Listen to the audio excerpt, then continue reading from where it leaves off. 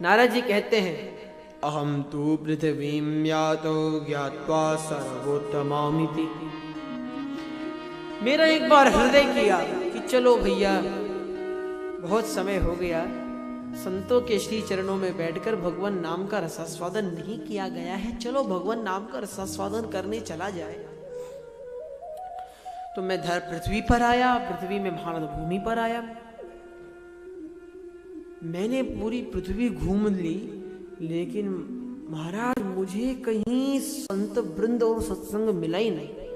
सनकादिक कहते हैं, महाराज संतों को ढूंढना था तो तीर्थों में जाना था। अब आप बैंकॉक गोया घूमते फिरोगे तो वहां तो आपको मौज मस्ती कराने वाले दोस्त ही मिलेंगे जिनके साथ मौज मस्ती करो। महाराज कोई संत तो मिलेगा नहीं जो गोवा के बीच पे आपका हाथ पकड़कर आपसे गवाए हमारो धन राधा। वो तो कहेंगे भैया ले लो आधा आधा। प्रेम से बोलिए राधे राधे। तो महाराज आपको तीर्थों में जाना चाहिए था। तो एक कहता कि ना, आपको क्या लगता है मेरा विवाह हो गया जो मैं बैंकॉक घूमने जाऊंगा? तो मैं कहाँ गया था पता है? अहम तो पृथ्वीं यातो ज्ञात्वा सर्वोत्तमामिति। पृथ्वी को सर्वोत्तम जानकर मैं भारत में आया। और कहाँ आया? पुष्करम च प्रयागम च काशीं गोदावरीं तथा हरिक्षेत्रम कुरुक्षेत्रम श्रीरंगम सेतुबंधनम। हरिक्षेत्रम कुरुक्षेत्रम श्रीरंगम सेतुबंधनम एवमादिषु तीर्थेषु भ्रममाण इतस्ततः। इन सभी तीर्थों में मैं इधर उधर भ्रमण करता रहा महाराज, किंतु मुझे कहीं सत्संग मिला ही नहीं भैया। सत्संग का तो नाम ही मैंने नहीं सुना महाराज, कहीं सत्संग मिला ही नहीं। अच्छा, मैंने सोचा क्या पता तीर्थों में आजकल विकास हो रहा है, कंस्ट्रक्शन चल रहा है, तो संत लोग तीर्थों को छोड़कर क्या पता थोड़ा इधर उधर भ्रमण करने लगे हैं। चलो संतों में ही चलते हैं, वहां तो सत्संग जरूर मिलेगा, जहां संत वहीं सत्संग। तो सत्संग को प्राप्त करने के लिए मैं संतों में गया। लेकिन संतों में जब मैं गया वहां तो मुझे संत नहीं दिखे। अभी तो लाल कपड़ों और सफेद दाढ़ी में पता नहीं कैसे कैसे लोग दिखने लगे महाराज। हाथों में झोला लोग उपहार दे रहे हैं। मंदहा सुमंद मतयोर मंद भाग्या युपद्रुता पाखंड निरतः संतो विरक्ता सपरिग्रह। मंदाह सुमंद मदयो। संतों में तो मंदों की लाइन लगी हुई है महाराज। मंदाह सुमंद मतयो हो मंद भाग्या युपद्रुता। मंदाह संत कैसे हैं? तो मंद मंद है। और तो और सुमंद, मंदाह सुमंद मतयो हो मंद भाग्या अपि युपद्रुता। कुछ लोग ऐसे होते हैं जिनकी बुद्धि बड़ी मंद होती है, बुद्धि नहीं होती, मूर्ख होते हैं, जड़ होते हैं महाराज। लेकिन भाग्य ऐसा कुशल होता है, भाग्य इतना बलवान होता है कि भाग्य के कारण बड़ी बड़ी उच्च पदवियों को प्राप्त कर लेते हैं, बहुत धनाढ्य बन जाते हैं। सुमंद मतयोग। और कुछ ऐसे होते हैं जिनका भाग्य बड़ा ही मंद रहता है, भाग्य मंद होता है। भाग्य मंद तो है लेकिन बुद्धि इतनी कुशल है, बुद्धि इतनी तीव्र है, बुद्धि इतनी तेज है कि बुद्धि के बल पर, बुद्धि के कठिनता पर, बुद्धि के बल पर उचित धन संपत्ति को प्राप्त करते हैं। तो मंदः सुमंद मतयो मंद भाग्य उपद्रुता। लेकिन यहाँ पे यहाँ के लोग कैसे हैं, यहाँ के संत कैसे हैं? तो इनकी बुद्धि तो पता नहीं कहाँ चली गई महाराज। लगता है पूरी बुद्धि को बेच करके आश्रम बना लिए। अब भाग्य तो मंद है ही महाराज। मंदा सुमंद मतयो। देखिए मंद नहीं कहा, सुमंद। मंद में भी महामंद इनकी मति है भैया। मंदः सुमंद मतयो मंद भाग्या उपद्रुता पाखंड निरता संतो। संत आजकल के पाखंड से भर गए हैं। विरक्ता स परिग्रह। कौन है महाराज? अरे ये परम विरक्त हैं, अच्छा विरक्त है तो इनकी तो कुटिया होगी। कुटिया में गए तो कुटिया की जगह 5 स्टार रेस्टोरेंट देखा मेरे। ये क्या है? अरे ये है विरक्त आश्रम, महाराज जी का आश्रम है। और यहाँ पर आपको शादी के लिए नीचे हॉल मिल जाएगा, बुकिंग मिल जाएगी, ऊपर कमरे मिल जाएंगे। महाराज इससे बढ़िया तो बैंक्वेट हॉल खोल लेते भैया, आश्रम का नाम क्यों दे रहे हो? विरक्त जो विरक्त हो गए हैं, विरक्त तो सबसे बड़े आ सकते हैं। भगवान का नाम अपने नाम के आगे लगा के न जाने कैसे कैसे कार्य करते फिरते हैं, फिर भगवान के घर में भी रहते हैं महाराज।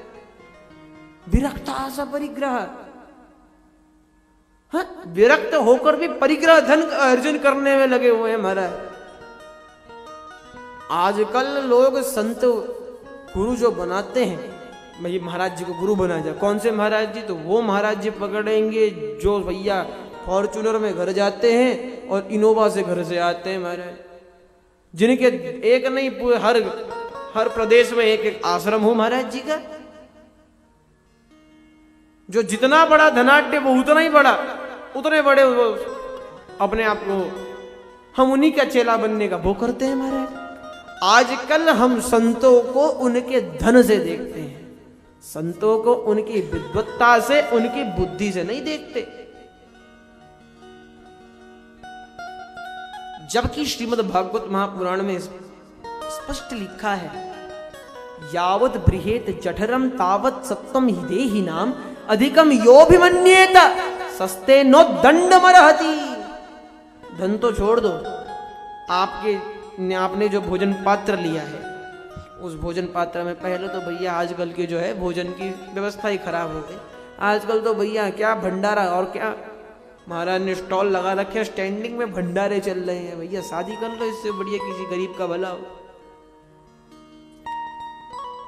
इस पर एक कालिदास जी का श्लोक याद आया।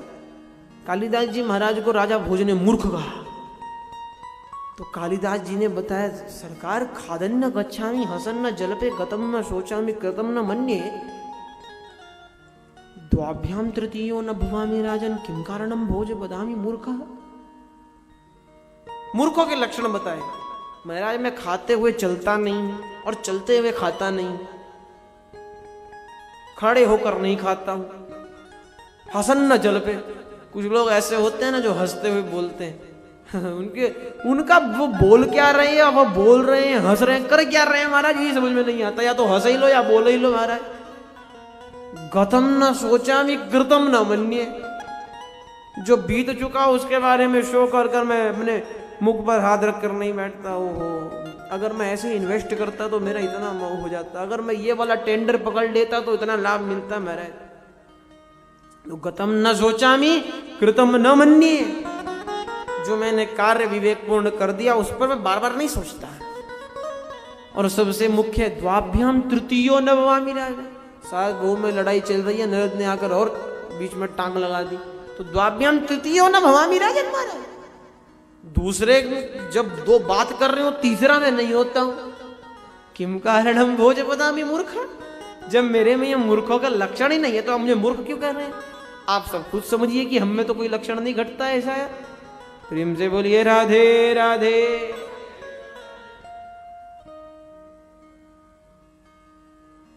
तो यावत बृहेत जठरम तावत सत्वम हिदेहि नाम अधिकम योभिमन्येत। हमारे भोजन पात्र में जितना भोजन है यदि वो हमारे पेट भरने लायक है तो ठीक, और उससे एक दाना भी हमने एक्स्ट्रा ले लिया और फिर उसे छोड़ दिया तो हम पापी हैं, दंडनीय हैं, दंड के अधिकारी हैं।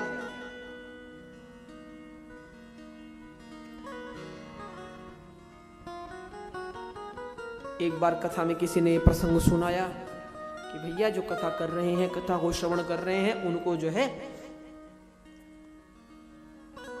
पलांडु, प्याज को कहते हैं संस्कृत में, का भक्षण नहीं करना चाहिए।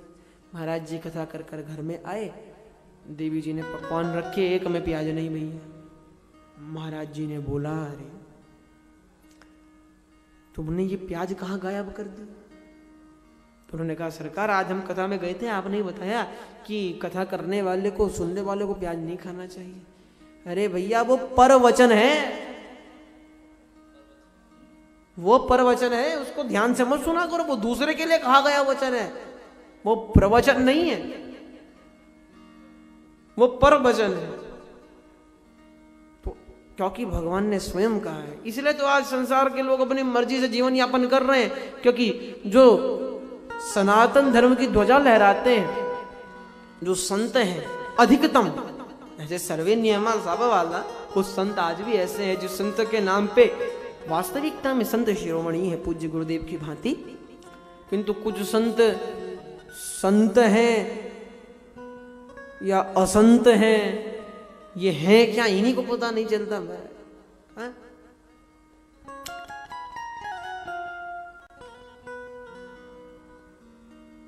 तो जो ध्वजा लेकर जा रहे हैं, जैसा वो करेंगे लोग भी तो वैसा ही करेंगे। भगवान ने स्वयं कहा गीता जी में, यद्यदाचरति श्रेष्ठस् तत्तद्देवातरोजन सयत् प्रमाणम कुरुते लोकस् तदनुवर्तते। श्रेष्ठ व्यक्ति जैसा आचरण करता है, संसार के सामान्य लोग भी वैसा ही आचरण करते हैं, और उसके द्वारा कहे हुए झूठे वाक्य को भी वो प्रमाण ही मान लेते हैं। जिस प्रकार आजकल के एक्टर और बड़े बड़े लोग फटी हुई जीन्स पहनते हैं, तो फटे हुए कपड़े पहनने में हमें भी जितनी जीन्स फटी हुई होगी महाराज उतनी महंगी होगी। और यदि वही लोग धोती कुर्ता पहनकर संध्या बंदन करने लग जाएं महाराज, तो देखना संध्या बंदन करने वाले कौन कौन से लोग, जिन ब्राह्मणों का नाम तक नहीं सुना, अरे मैं भी क्षत्रिय हूं लेकिन संध्या बंदन करनी आती है मुझे भी, ऐसा शुरू हो जाएगा। क्योंकि स्पष्ट है जैसा श्रेष्ठ करेंगे वैसा ही यही करेंगे। तो सनातन धर्म के जो ध्वजा लहराने वाले हैं, नारद जी महाराज ने जब उनका इतना निम्न आचरण देखा तो उनका हृदय द्रवीभूत हो गया।